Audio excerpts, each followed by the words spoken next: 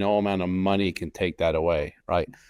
And things are good, right? Buying things, making you feel good, but it's those little things, right? And if you have nothing to compare it to, you just keep doing the same thing. Like I like Europe for me is similar to probably what the feeling that Adam gets in Bali on the scooter. It's a similar type of thing when you're in Italy. They're on a scooter, they're cruising around.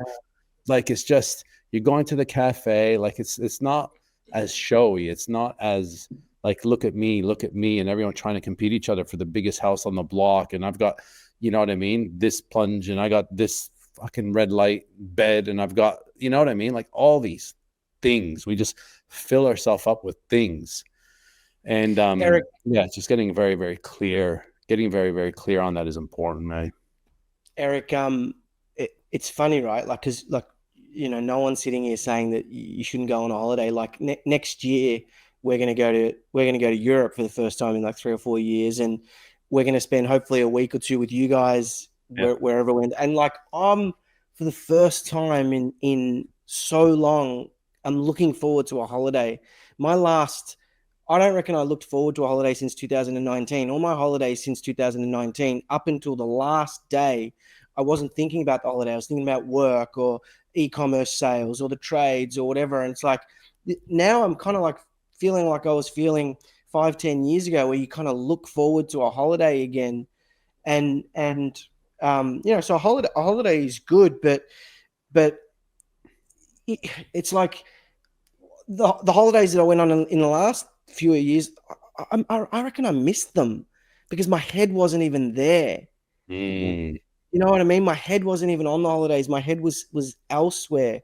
I spent a month in America with Dom's family, and I was doing other things and trading and looking at the business. And it's like it's cliche again, but you kind of want to create a life that you don't need a holiday from, so then you can appreciate the things, or going on that holiday, you can appreciate those things a little bit more. But when you're always trying to like get more, there's seasons when you have to be in that mode, but it also spoils the fulfillment of it all.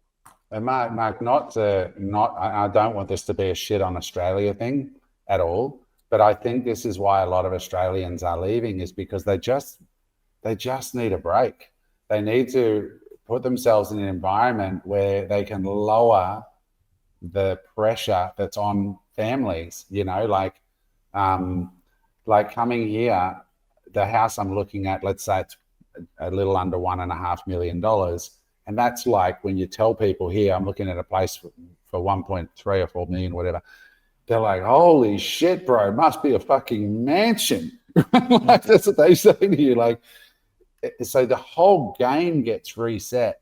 Plus you're in a more effective tax setup, and the pressure that just comes off people's shoulders when like you can get on your bike and like you can just ride, and the bike costs you a fancy bike. If you want a G-Wagon a bike, it's like $5,000 is as hard as you can go. Right. That's the pimp and fucking showy guys, right? Everyone else is on $1,000 or $2,000 shitter. And like dinner, you got to work hard to spend $200 for drinks, the premium steak, rock star place for two people. Like that's everything. Cocktails, the steaks, the whole lot.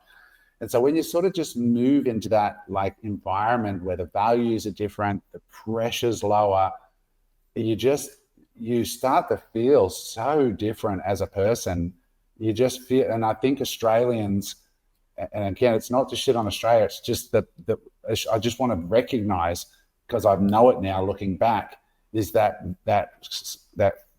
frog theory have just been slowly cooked, where it's just like bills and fines and taxes and home prices and food prices and insurance costs, and and it's just freaking intense. And so yeah, there's just a lot to be said. And I think when you get to 50, it organically happens, where you just start to go, you know what, I don't need any of this shit. I just want a fucking peace. I just want peace. I sat on the beach, I ordered a fucking coconut, I put it on Instagram the other day, I said, I worked for 30 fucking years, and now I am here in Bali with a coconut, and this is all I fucking want, is a coconut and some peace. Adam, people think that if that if they make enough money, that they'll be free of that stress and that pressure. And like, I feel like I'm comfortable, but I still get that feeling that you just described every time I go back to Melbourne, and I can't shake it. And I can't like joyfully, even though my family's there, I can't really joyfully want to be there for more than a week or so, because that feeling is there and it's embedded in the culture in a certain way, right? And not even all the money in the world. That's why you're hearing of so many people with tons of money that are leaving as well, because it's just the point. It's just the culture that's gotten that way. It's gotten a little bit stale.